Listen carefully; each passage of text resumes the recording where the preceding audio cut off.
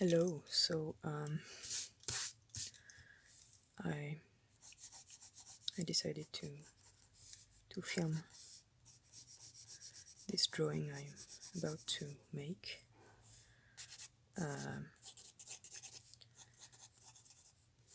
Mostly because the previous one I did, I should have filmed, I think, but I didn't, and I kind of regret that because it's a semi-realistic cat. By the time I thought it could be nice to film it, I was halfway through. So next time, I guess. What are we drawing today? We are drawing Doctor Who stuff. More specifically, this time it's not exactly a commission, but it's an art trade of sort, or trade. Not really art because there's art from me, but the person is not drawing. I don't know how to describe that. It's a trade.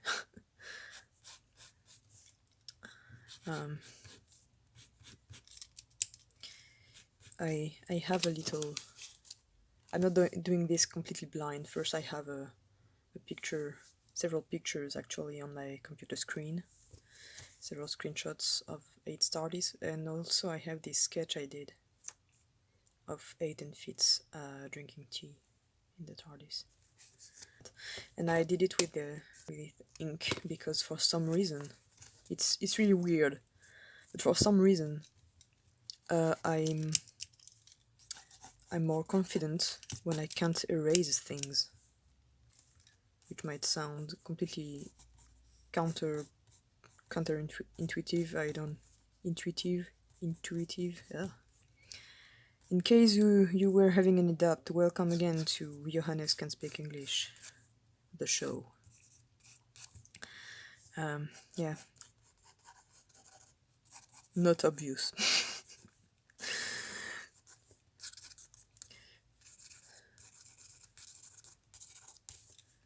So we are sketching this room, books here and there. The perspective is completely off, and I'm pretty sure I'm gonna have to fix it later. But for now I'm just rolling with it. So what's going on is that for those who watched my previous video, you might remember me rambling about a thing I wrote in French for an SCP Foundation thing. And rambling about it a lot. Of course, it wasn't like the entire video, but I talked about it way too much. So the thing is, as I said in the video, when I started to make fan art of it, something was... Oh, I don't know if you can hear this, but the magpies from the nearby tree are there. Should I try to film them? No, they're going away. If they were still there, I would have tried to film them. I put a little water thing for them and apples and stuff. I'm trying to befriend them, but oh yeah, the thing I wrote. So something weird happened when I started to post drawings about it. At first I was like, yeah, no, it's not very... Don't mind me. It's not very interesting. Don't mind me. It's stuff... It's drawings about a thing I wrote in French, so it's not interesting. Go basically go away. You can't read it anyway. It's super long. So if you speak French and if you want to read it, I I wait right here. very excited and waiting for your comments. But if you can't, well, there's just ignore me. Normal posting will resume eventually. And something weird happened because I expected maybe one or two persons going, "Hey, don't say that. I'm interested." I sure as hell didn't expect like maybe 10 or 15 people going, "Can you please translate this? Because I want to read it, because it looks interesting."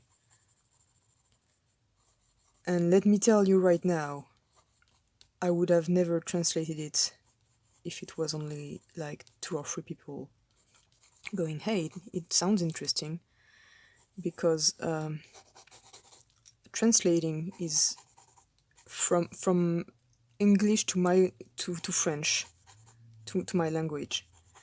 It's not. I'm not gonna say it's easy, but at least in French I know what I'm doing. Translating from French to English is a lot trickier because in the end I'm not completely sure about the end result. I mean, you hear me. My sentences are strange and I hesitate a lot, and sometimes I don't use the right words. And it's the same when I'm writing in English. So imagine that, except trying to translate a short story, and it's 18,000 words long. That, if that sounds like torture to you, it was torture to me, for me, to translate, because I did translate it. Took me half a month, I think. See, that's why I don't fix the perspective right away. I do something else elsewhere and I come back and I see the problem right away. You just have to take your mind off the problem and come back to it later. Just like in real life, I think. Ooh, philosophy. Philosophy 101. Anyway, just ignore that. Anyway, once I was done, I was like, should I post it? I'm not sure it's correct English. I'm sure there's plenty of weird stuff. And it would be really embarrassing to post it like that, I think. So I tried looking for beta readers. And I was like, okay, but if this was torture for me, it's gonna be torture for them as well to fix this. So what I ended up doing was offering to draw stuff for people who would beta read my translation thing. And I found two, and I thought it would be enough. Turned out it was. They're almost done. And the first one asked for a picture of her cat based on a photo. And the other one, and here we are, asked for a picture of Aiden Fitz in the TARDIS drinking tea, based on a fanfic. And I think we are almost done with the sketch, so I'm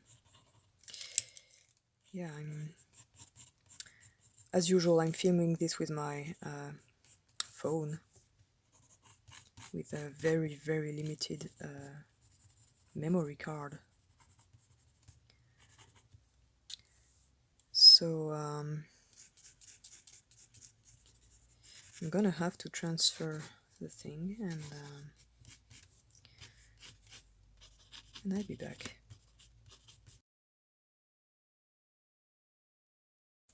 Okay, so as you can see, some things changed here. First, because these drawer things in the background look really boring, and also because they were creating a void in the picture.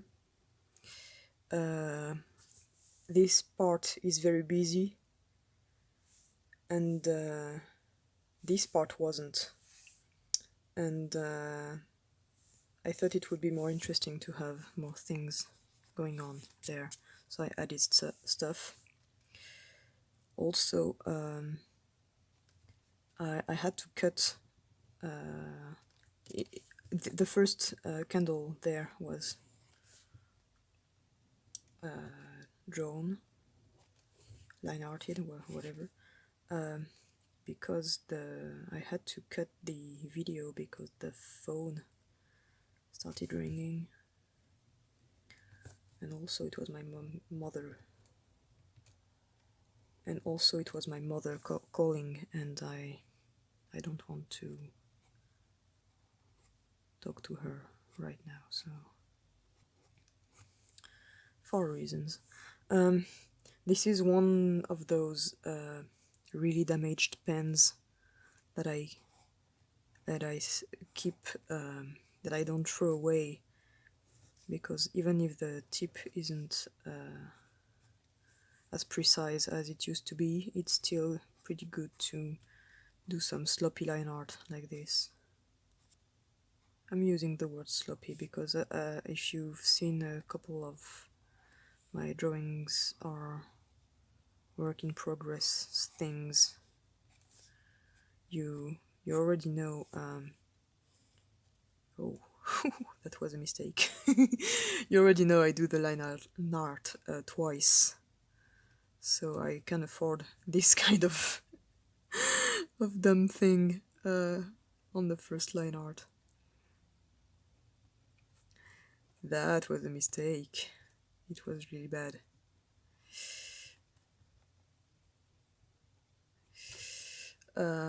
Not sure we're gonna be able to hide that, but we'll see. It's not like it needs to be fixed right away. We'll see if it's still visible after a truckload of ink has been thrown on this picture. I only vaguely remember what this table looks like. The thing with this TARDIS is I have drawn things in it a lot, but sometimes it was from bad screenshots. And I just noticed a perspective error, so this is going to be an absolute disaster. I hope the final result doesn't look too bad, since it's sort of a commissioned drawing. I mean, it's free, but the person is still beta reading for me, so yeah, there's a lot of elements in this TARDIS that I kinda know by heart, like this lamp. this little lamp with the curtain, and that's really close to the spot where Seven is reading at the beginning of the TV movie, and the same one where 8 is at the very end. This little lamp, I know it very well, so I don't need a reference. The thing is, some references I used to use. What a weird sentence. For these things weren't the best screenshots possible, and so they weren't very accurate, and I drew wrong conclusions about some items. But I still tend to draw these things like I used to draw them in the first place. I mean, it's the TARDIS. I'm pretty sure it doesn't look exactly the same all the time. I mean, furniture will be moved around, especially in this TARDIS. I mean, it is kind of chaotic in that way. I really sincerely doubt he kept the TARDIS in the exact same condition as we've seen in the TV movie for the entire time he had this one. And and also, I'm pretty sure the TARDIS also moves things around. But, there are several books where, and some audios where people mention things not being in the same spot as they left them.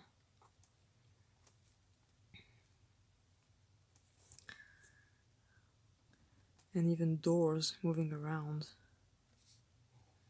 Especially if the TARDIS doesn't like someone, I think.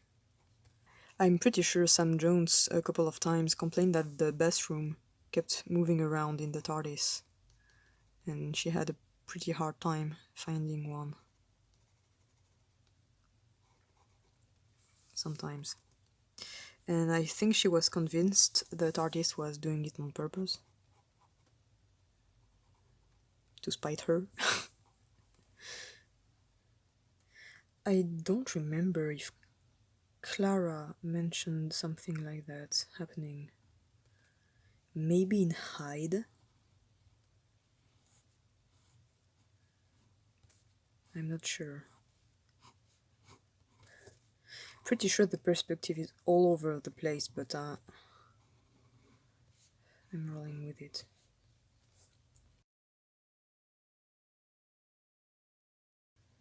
Yeah, I just realized Fit's head was too big, so... Like, you're gonna have searches like eel, picture of eel with jaw closed, coral.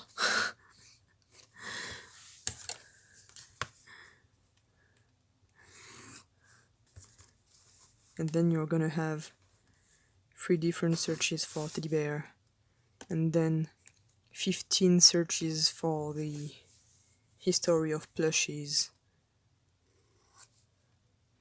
Because in the meantime I fell down a historical rabbit hole. Historical rabbit holes are frustrating but also really fun.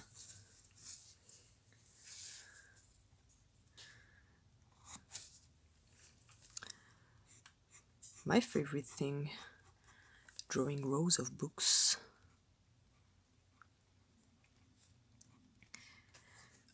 Like 1 minute you're just asking yourself a really simple question, and here's one that happened to me years ago.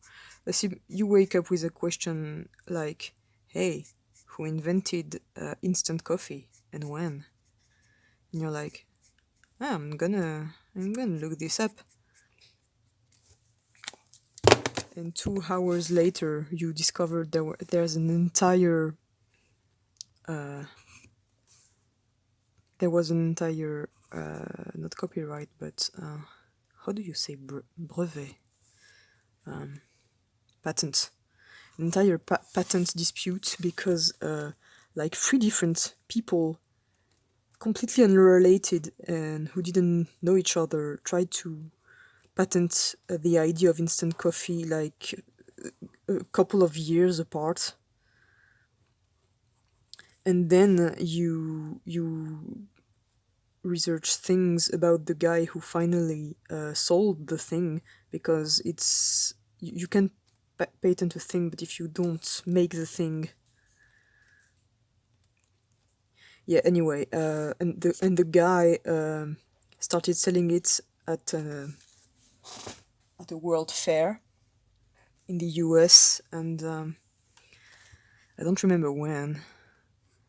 And it's really funny because the guy instantly knew instant coffee. Yeah, instantly knew who would want instant coffee and why, and pitched it as something students would like having because it was easier and it was a lot less messy because you didn't have to grind coffee to make it, and it was quicker too. So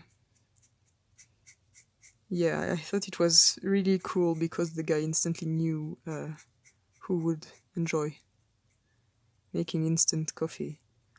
And he had this brochure, uh, which was really, really Art Nouveau, with this, you know, the kind of Musha painting with an Art Nouveau lady.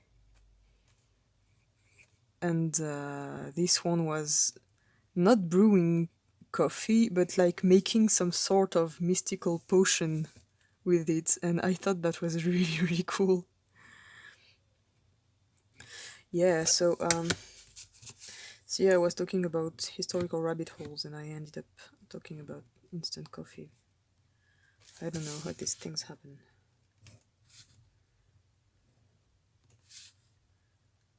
Pretty sure that's what happens when you go into the TARDIS library too. You start researching something, and you end up reading the entire corpus of an author from year 3015 or something. All the entire literature literature literature literature of this alien civilization from Dreamstone Moon, um, that look that looks like spiders, small, and the two in Dreamstone Moon are called Kekik and Kekik, and you're supposed to put your, if you have antennas, you're supposed to put them in a different way when you pronounce it because they are brothers. And one character doesn't have antennae but does the thing with their arms. So we don't know what they do with the arms, but it would be something like one is called Kekik and the other is called Kekik. And I think it's a really, really fun world building idea. And yeah, in Dreamstone Moon, these aliens that look like spiders are mentioned, and interesting conversations between them and Sam too. Dreamstone Moon is a very, very heavy Sam book. 8 is barely in it. He's there, but Sam is a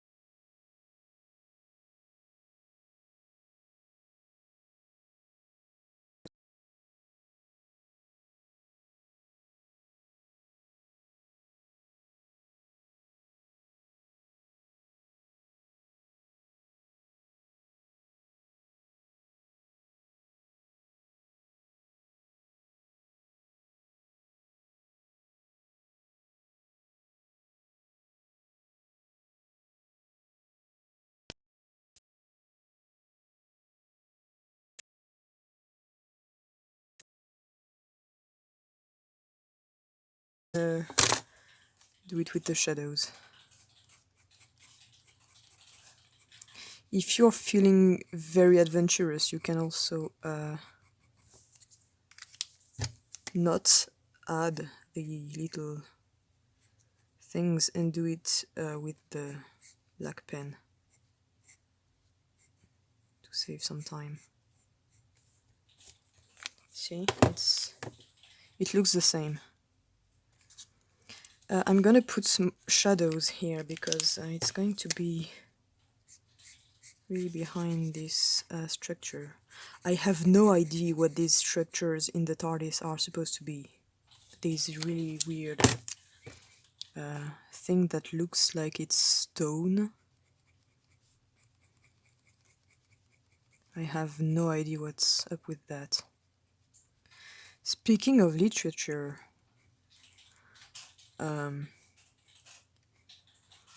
for the thing I wrote, which I keep talking about, I decided to reread a lot of things, a lot of literature from the middle to end of the 19th century. I reread a lot of Maupassant in particular,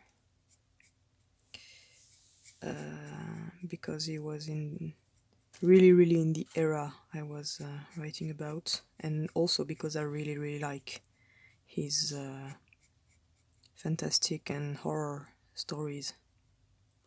I don't think he's that well known outside of France, but he's kind of our very own Edgar Allan Poe. But he didn't start writing horror things. He wrote a couple of horror stories very early on, but most of them he wrote very late in his life, when he started becoming really ill. I'm sorry, I was so focused on what I was talking about, I didn't notice I ran out of memory on the card. Anyway, as you can see, the line art is done, and it's a disaster. It's full of perspective fails, but I believe we can fix that with ink and hiding the mistakes. So let's go. And first we're going to do the shadows, and right now I'm doing the lights because I live for contradictions. Oh, this drawing is a disaster. See, you can fix mistakes like this with a watercolor. You can, as long as it's not dry, you can move it on the paper and remove it. So, like this. Anyway, if anything, this is a very good example of how to fix various things in art. Not going to turn this into a lesson in failing, but I think it's pretty interesting that I keep making all these mistakes in this video. It's never give up and start again unless you're completely sure you ruined the entire thing.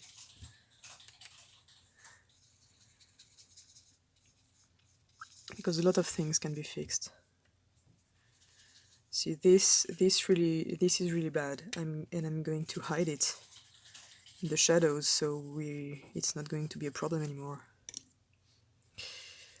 Anyway, what I was talking about, and I was so into what I was saying that I completely forgot about the timer on the telephone.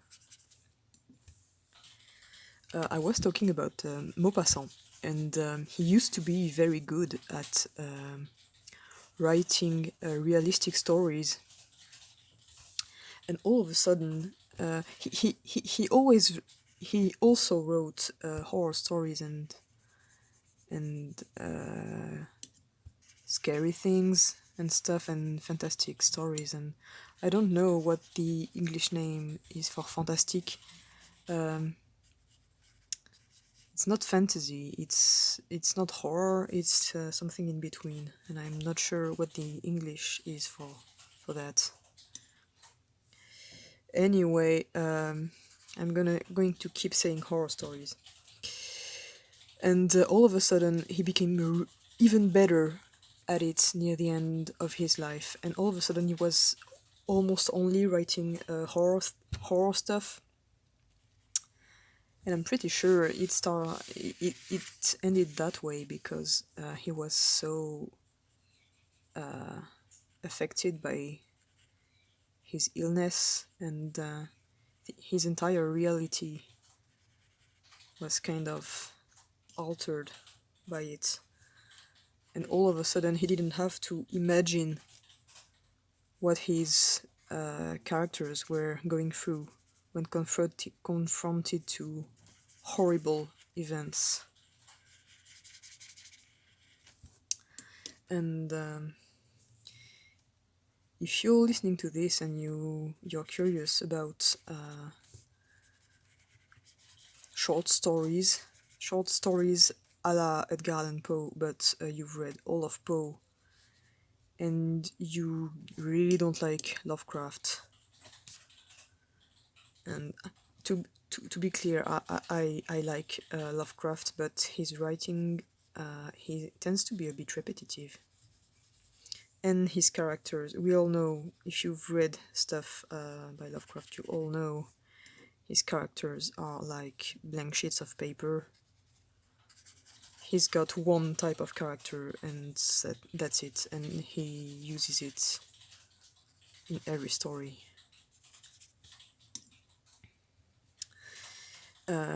Maupassant, on the other hand, writes really good characters and doesn't have the same level of imagination as a Lovecraft, or maybe even a Poe. I'm not sure. I think Maupassant is better, but it's open for debate. His characters are usually really strong, and I first read stuff by him in I I'm sorry, I'm gonna have to use the French system for school because I still can't figure out which level is what age and stuff in other countries. It's which is weird because the French system for school absolutely sucks. It makes no sense. But off the top of my head, I have no idea what quatrième is in England or in the US. I have no idea off the top of my head. Anyway, the thing is, I ended up reading Maupassant stuff at 12 years old because I had skipped a class. Usually it was the kind of things you would read at 13 or 14, depending. I was a bit young to start reading Maupassant, and it really, really impressed me. The one we had to read was Le Horla. And to this day, I still think it's one of his most terrifying ones. And we're still not sure in the end what was happening, if it was real or if the guy was imagining it. But it doesn't matter because the issue is the same. I forgot to draw his feet.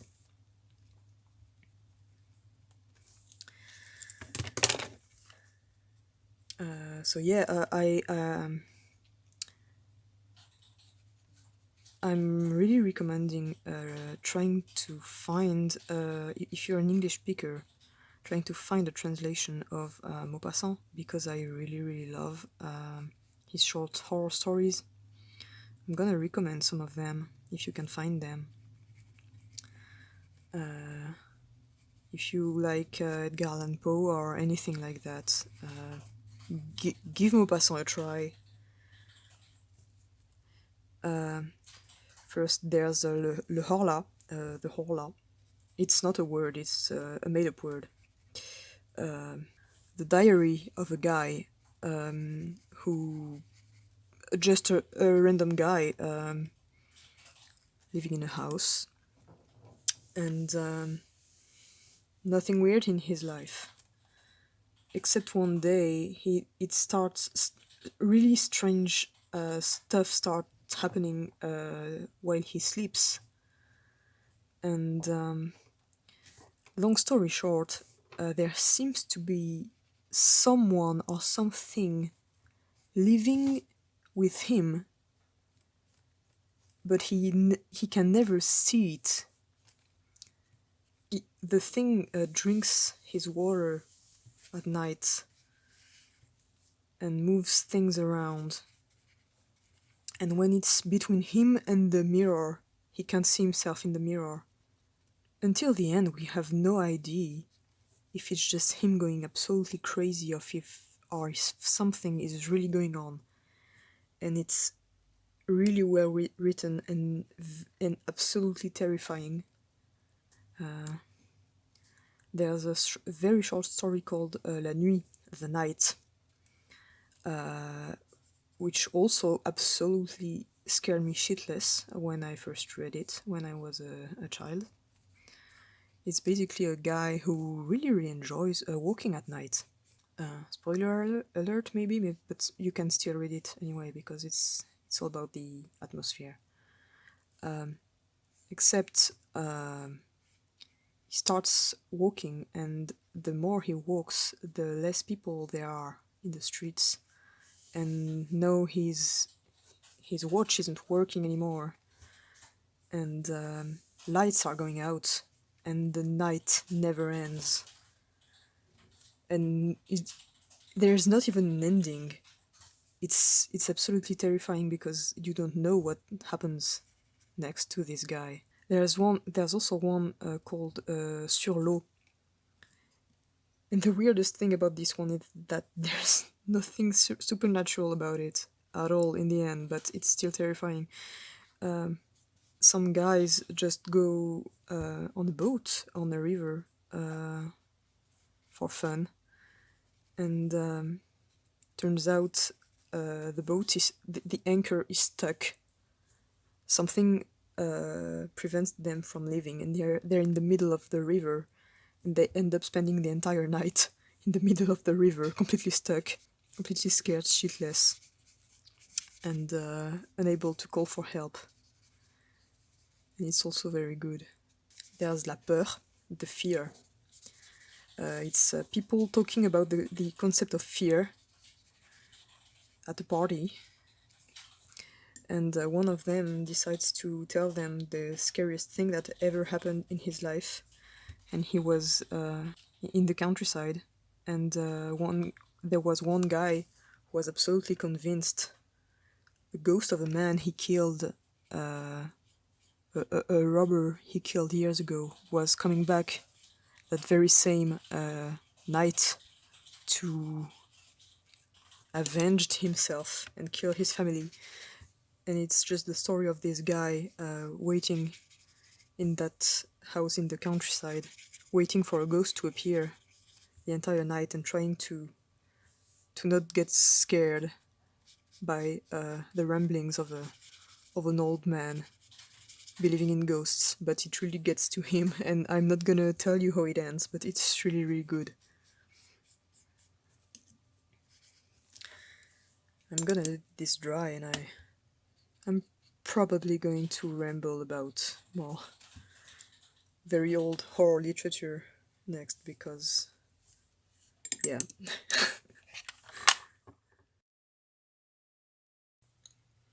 Okay, so welcome back to this somewhat chaotic video. What have we done so far.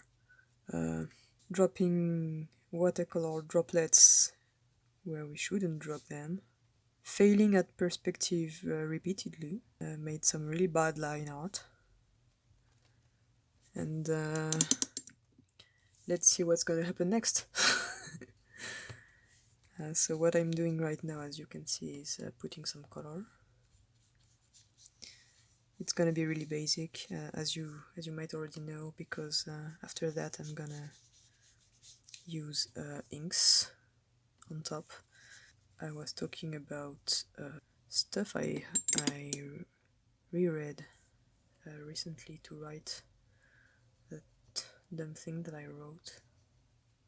There's one which is not really a horror story, but which is very strange, called La Chevelure. It's the journal of a guy who buys an antique piece of furniture, and there's a secret compartment inside, and he's expecting maybe letters or a secret or money, I don't know. What he finds inside, it's the hair of a person, like all the hair from the head of a woman.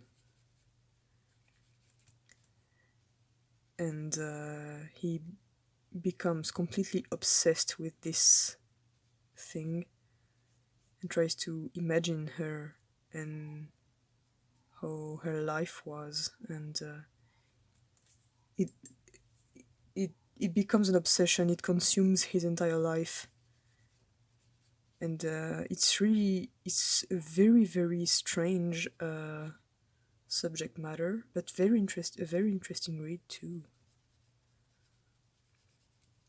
I don't know why this one stuck with me. I'm not sure it's one of. I'm not sure it's even regarded as one of his best, but maybe it's just because how odd it is. One of his first ones was very first ones was La main décorchée, the skinned hand. I think the English title is simply The Hand. It's a guy meeting an Englishman, and that Englishman is a bit weird, and among the items he has in his house is the hand of a dead man, and the hand turns out to be still alive and kills the guy, and it's found in the grave of the guy it used to belong to, even though there's no way it could have returned there on its own. And it's one of the first things he wrote, and the strangest thing about this story isn't the story. The strangest thing is what inspired the story. There's an English writer slash poet called Swinburne. Swinburne. I don't know. I don't know how to pronounce it. Don't at me. Swinburne. I don't know. I'm not gonna say his name again because otherwise every English person who hears me is going to want to murder me. Even though I'm pretty sure that they'd say something like Méoprisent instead of Maupassant, but anyway, there's this guy who's a poet at the time, and he goes on vacation in France at some point, and he almost drowns. And who's there? Young Maupassant, who hasn't written anything yet, who sees the guy who's drowning, and he jumps into the sea to help him, and he saves his life. And I was going to try to pronounce his name again, but I am just going to say the English poet. The English poet is really glad, and he wants to thank Maupassant, and he invites him to his house in France. And turns out the guy is really really weird and has like a living monkey as a pet and a skull. And among other things, he has this really really creepy hand uh, on a plate. And Maupassant is really really really not shocked but fascinated by that hand, and it inspired the entire story. So hooray for weird English poets. Almost drowning, I guess. What else did I read or reread to write my thing? Very obviously, I reread some Oscar Wilde. I must confess, I haven't read all of his stuff. The one I reread recently, I don't even remember the title. I'm sorry in advance. It's a story where a guy is at a party, and there's a medium there, and who reads the palms of the guests. And as soon as he reads the guy's hand, uh, the medium is terrified.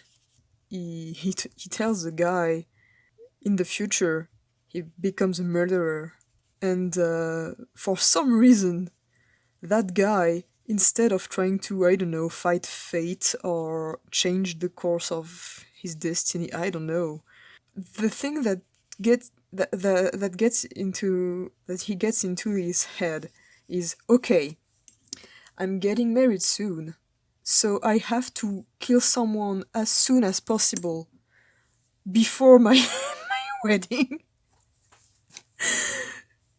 And then I can forget about it. I be done with it, and I can have peace in my life, because if I don't kill someone now, I'm gonna live with the knowledge I'm gonna kill someone later, and I will never know peace in my entire life. And first, I gotta say, I absolutely love this concept. And second, the guy is really, really bad at murdering people, and he tries several times. He makes several partly serious, partly half-hearted attempts at killing people. He tries to poison one of his neighbors, stuff like that. But no, it always fails. And since he cannot know peace of mind, he always changes the date of his wedding, and his bride to be is despairing because he's always, oh, later, later, later, and she has no idea what's going on. And at some point, this thing is really, really ruining his life. And at some point, he completely by accident he meets the guy again, the medium, who told him he was going to be a murderer later, and he completely flips his shit, and he throws him into the nearby river, where he drowns. So yeah, he finally murdered someone, and that was the guy who said he was going to murder someone. I don't know, I really love this story.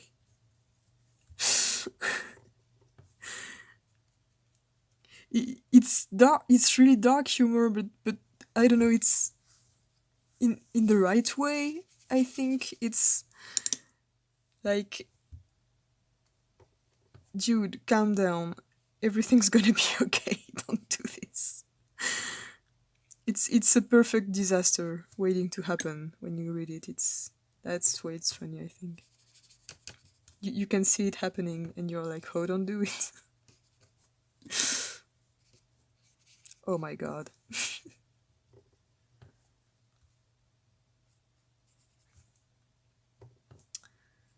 There. I think it's good. I see you later for the ink, I guess.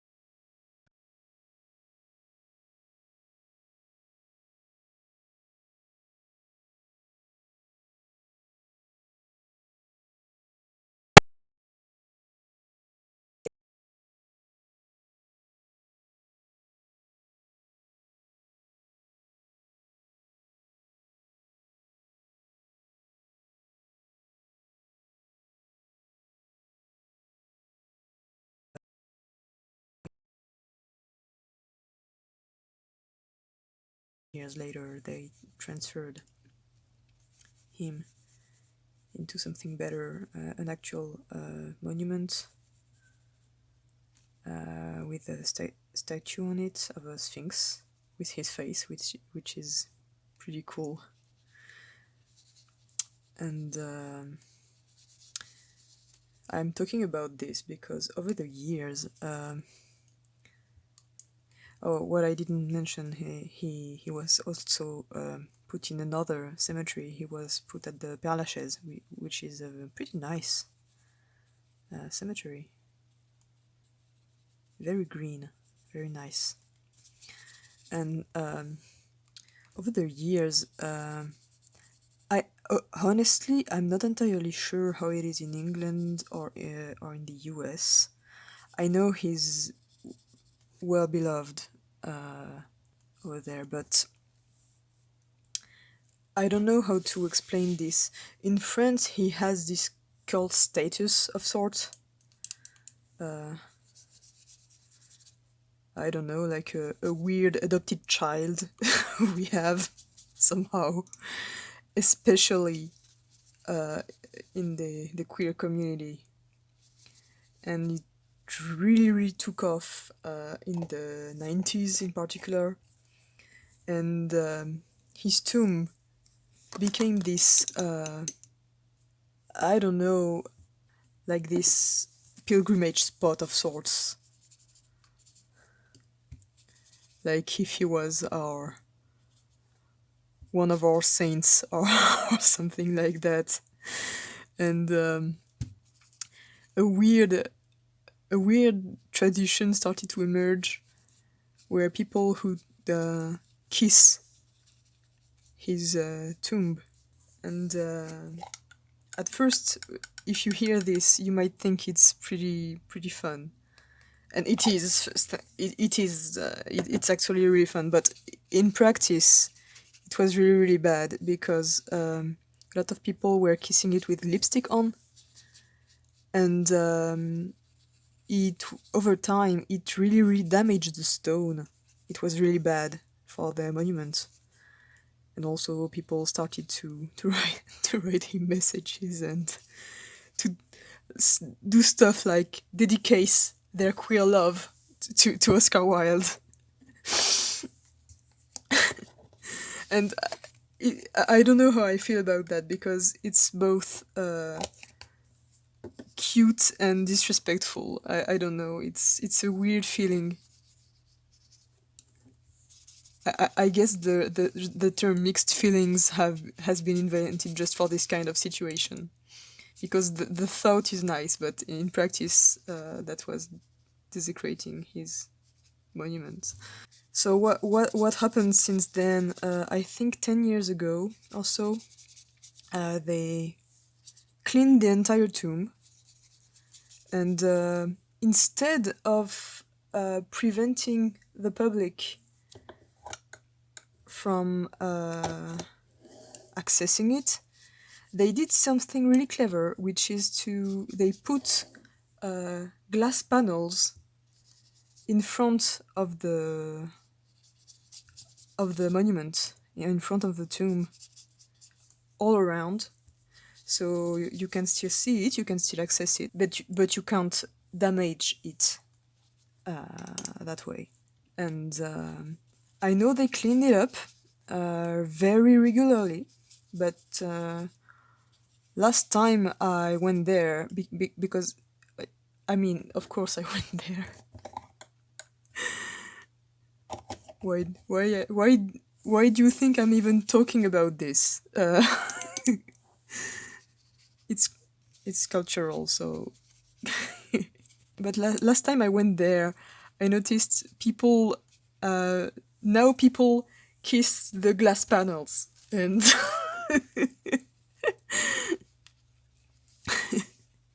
they put on lipstick, they kiss the glass panels, and they're like, "Yay, I did it." This I approve. This is nice. So I decided this part would be blue. The image is I'm not going to say empty, but very calm. I think I'm going to get a little wild with the ink, because otherwise it's going to be pretty boring. Speaking of wild, I was talking about Oscar Wilde, I think. I was talking about his tomb in the Père Lachaise cemetery. Yeah, I was talking about the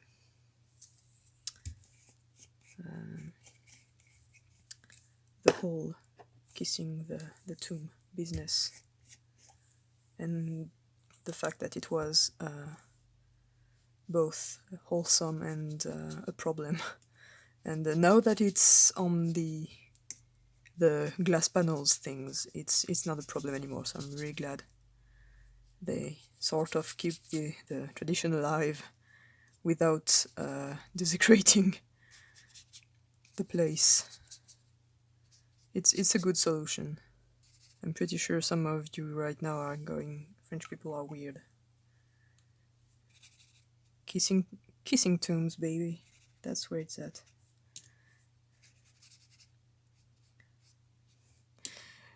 I'm not gonna say I know exactly what the guy who would have thought about that, because duh. But at least at some point in his life, especially when he was in prison, pretty sure if you had told him, hey, in the future, people, the queer community, thinks you're the coolest person to ever live, and they have this tradition where they kiss your grave as if you were a local saint or something.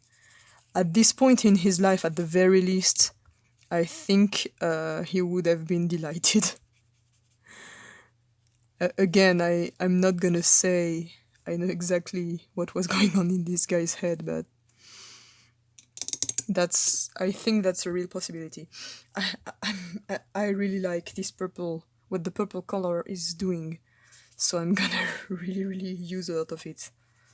I didn't plan to do this, but I really like what it is doing, so hell yeah, purple. Let's do this.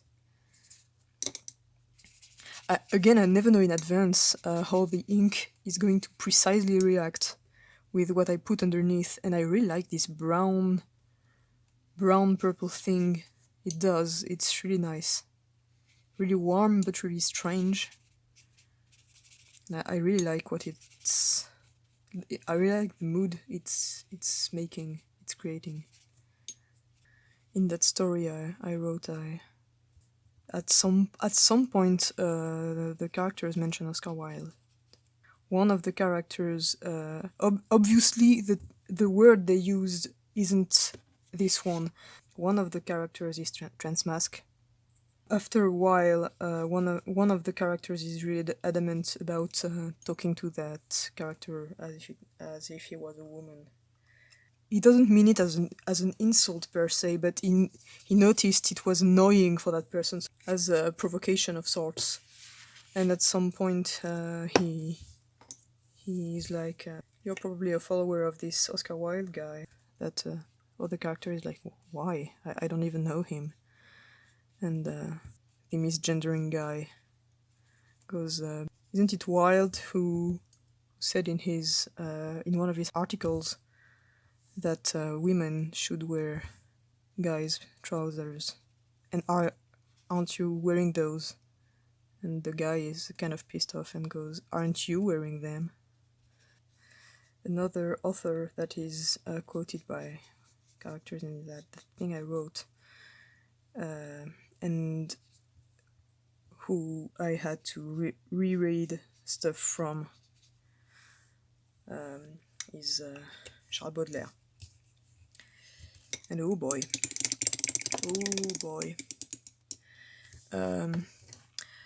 I used to really love this guy's poems as a teenager, because we had to read Les Fleurs du Mal in class. I think there's a real difference when you read this when you're a teenager and if you read this as an adult. First, because for three reasons actually. The first one is obviously quality, because as a teenager you have no idea what's a good poem or what's a bad poem, and you can only believe your teachers when they go, "This is good, this is bad." And rereading it years later, yeah, it's comforting to know that yeah, the guy writes good. He's very good. Holy shit, some of these poems, some of them hit so hard. The second thing that you can't realize when you read Baudelaire as a teenager is, yeah, okay, the guy's an edgelord. I really loved his stuff, and I was kind of an edgelord when I was a teenager. So, like, I was oscillating between tragic doomed persona and the whole toxic masculinity thing. I couldn't really decide between the two, and both of them are really bad. And this guy, yeah, I understand why I loved his stuff so much. Although I reread Le Spleen de Paris, Paris Spleen, too, and younger me also thought the guy was going a bit too far at times. There's one part where he's basically ruining the day of a guy who's selling window panes. He ruins his day by calling him to his flat and sending him back because he doesn't have colored pains and yelling after him because he's bored and because he has nothing better to do than annoy people for no reason. And his conclusion after this really, really bad thing he did is, something like, I know this was bad, but what's the eternity of damnation if you had one bit of fun? And the younger me drew a concerned face in the margin, like the kind of smiley with the round eyes frowning, like, dude, no. Why?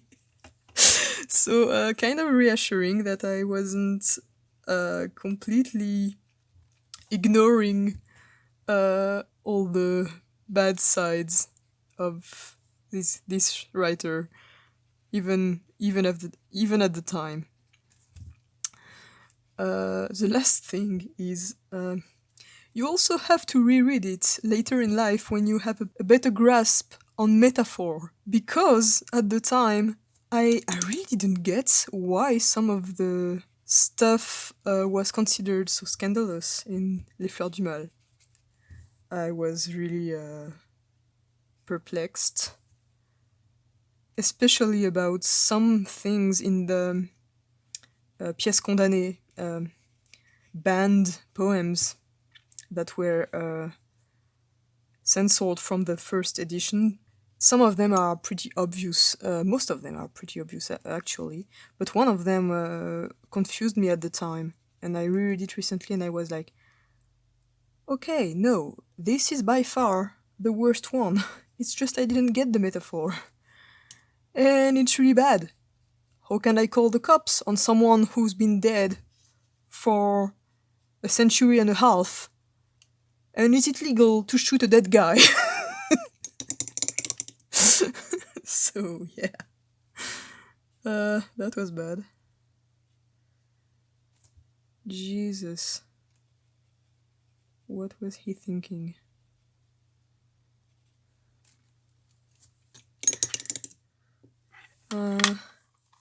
I think we're good. Needs more shadows here. But I'm not sure it's a good time to... I'm gonna add a bit of them. I'm now realizing I spent nearly this entire video talking about literature instead of Doctor Who. Another day in my life, I guess.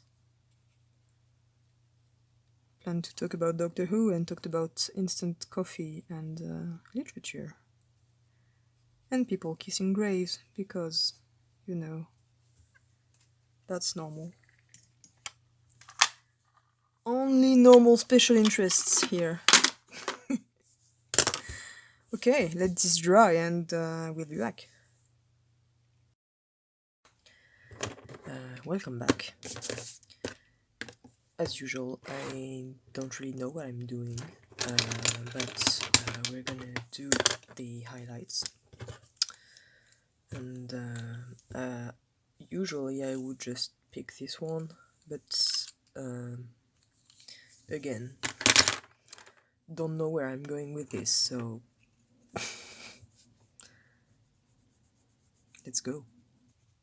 In case it wasn't clear, Fitz is wearing pajamas under his vest right there. So I'm adding embroideries on the chair, lighter as it gets into the shadows, and you erase it a bit with your hands, with your fingers.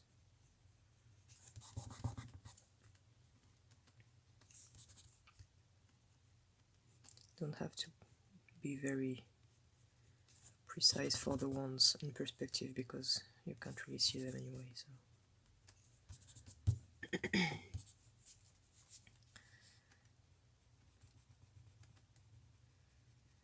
Oh, I mentioned on another Discord server that I was drawing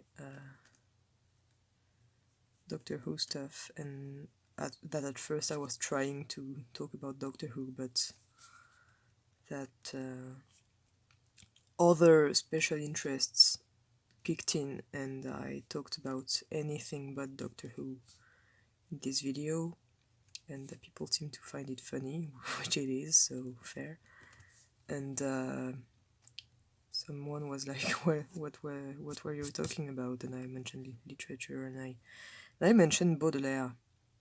And on this chat we have one Russian friend, and some people were like, haha, yeah, edgy French writer. And that one Russian friend was like, yikes. And I was like, I mean, fair, but why?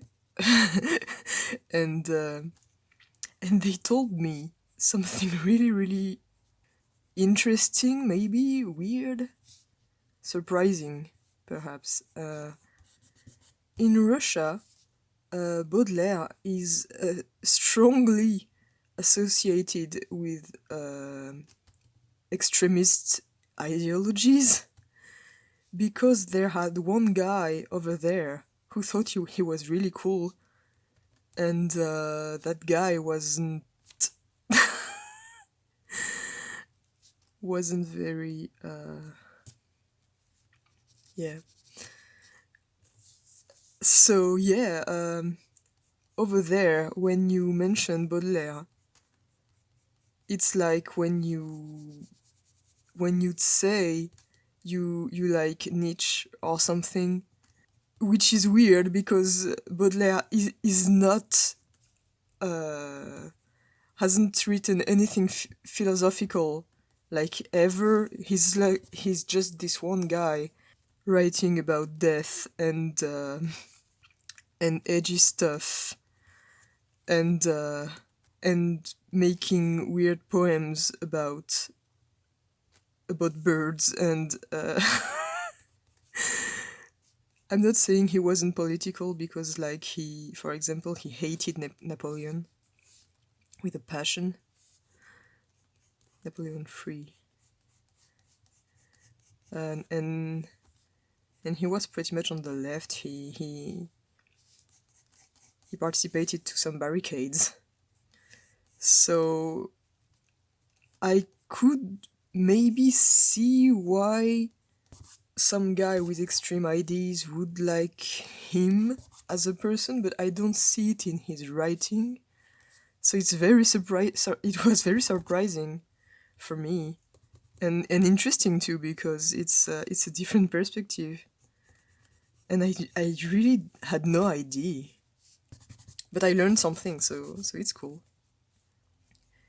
Just to be clear, I have no idea what I'm doing with these motives. Not saying it's random, but I'm not following any pattern on a model or anything. I'm just throwing lines and hoping it gels into something halfway decent. If you haven't noticed already, this drawing is an absolute train wreck, so I'm really hyped about more people reading this dumb thing I wrote. I'm translating a lot of things currently. I'm also reading stuff from the latest SCP contest on the main branch, which the theme this time is nature. And I haven't read a lot of them so far. I've read one which was really, I mean, traditional SCP, let's say, but also really good. It's basically plant apocalypse on steroids, with a reset button at the end, and it was very traditional in the tropes it was using and in the imagery and how the thing develops, and but it was really well written. So even if it wasn't the most original thing ever, I still really liked it. Being original is not the only thing that makes something good.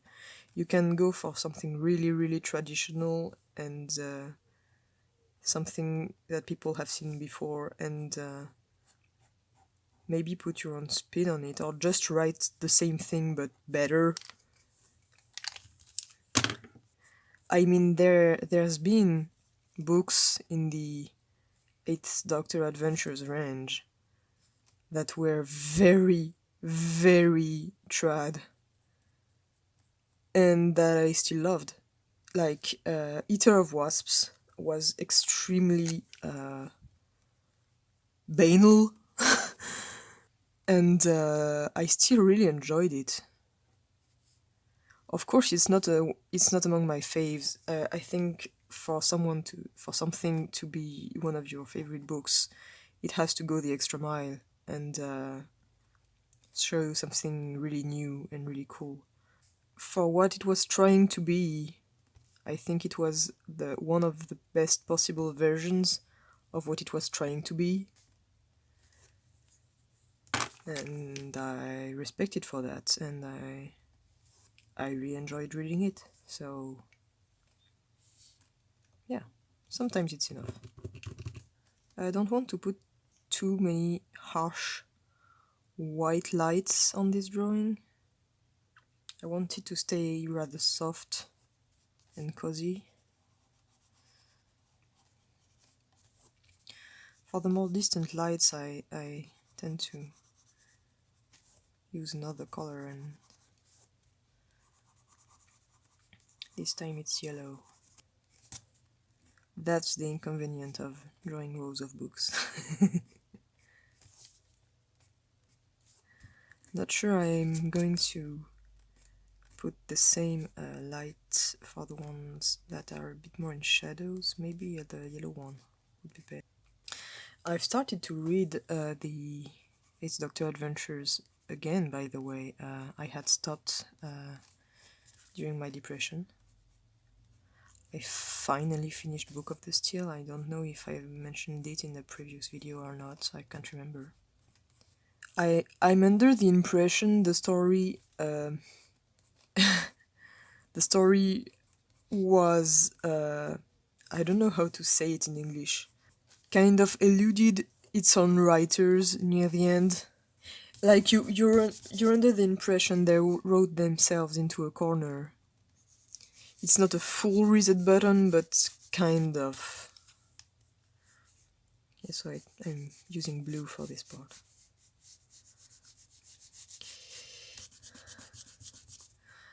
And I've started to read The Crooked World. I'm not gonna dance around it, but this book is terrifying. I There's one thing that makes me really uncomfortable, and it's when you apply gore to cute things that are not supposed to have gore in them, like Happy Tree Friends. And that book is absolutely 100% that. It's Eight and friends arrive by accident on some sort of cartoon world. I haven't read the entire book yet. I don't know if they're in in the land of fiction or if it's an actual planet working on cartoon rules. I don't know. I assume that it must be the land of fiction because it would be too perfect. Anyway, it works on cartoon logic, and they don't work on cartoon logic, and because they don't, they accidentally introduce real world rules to the cartoon world, and it completely ruins stuff in it. But Yeah, this book makes me really uncomfortable, and I'm really really aware one of my favorite books in this series is the one with human sacrifices and uh, and people making magical items out of their own kneecaps. And but no, I'm terrified by the book with the cartoon animals. So make of that what you will. But yeah, I simply hate cartoon violence when it's described in realistic terms. It's something I. Ugh. Give me a horror movie any day. I know what I'm here for. I know what I can expect. I guess it's because it's set in this kind of cartoons have this kind of childish innocence to them. I think it's the juxtaposition of the innocence with the horror that really gets to me in a way that normal horror doesn't at all. Recently on the French SCP Foundation, we did we did something a bit funny on the chat, which was okay. Everyone, grab everything you ever wrote and figure out what your own cliches are. What the cliches in your writing are, and we're going to make bingos for all of our writers out of them. And putting all my things next to each other, I was like, uh, yeah, people actually people are right when they joke about me writing about things that are subterranean and buried under the ground because there's a shit ton of them in my writing for SCP Foundation. No joke, half the things I ever wrote for the website are either something underground or there's one part of a thing that was or is underground or someone goes underground at some point. It's everywhere. It's kind of a meme on our branch.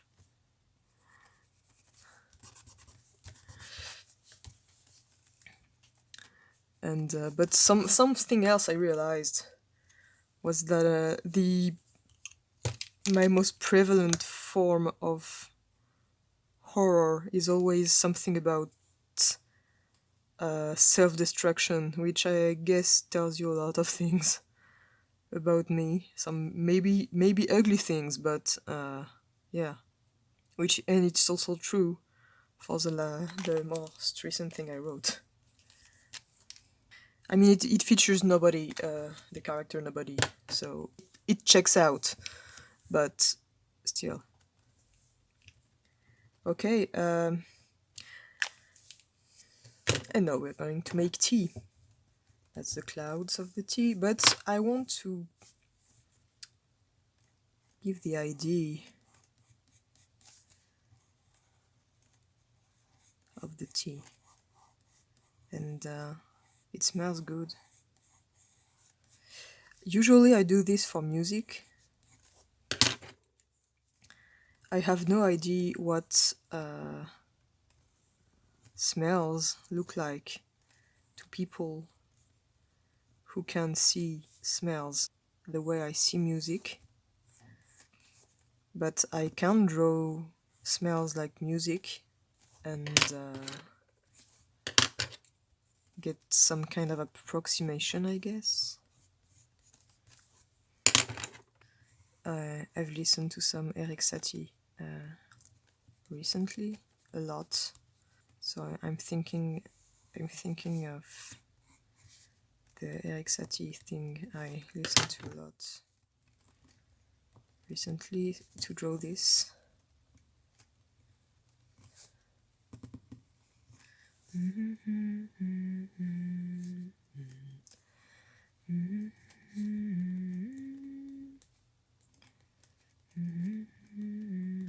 I think it's called Gnossian.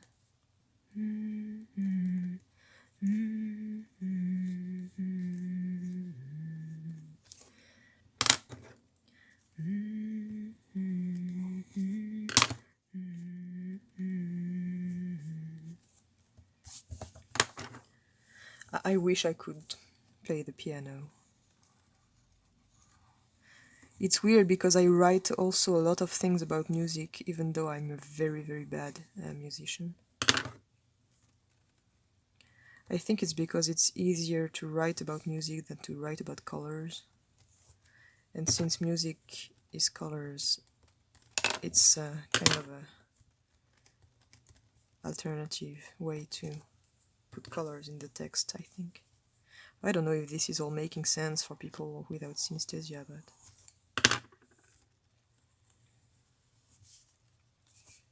I think it's nice. Oh, and there's only 1 minute left anyway, so... So yeah, Aiden Fitz drinking tea in the TARDIS. I'm gonna make the final line art after this, and I think we're good. Yeah, so it was a disaster, but the end result is decent, so I'm not too mad. And if anything, it was a learning experience. You don't have to redo the whole thing instantly as soon as the mistake is done. You can always fix stuff later. So yeah, have a nice day and see you later.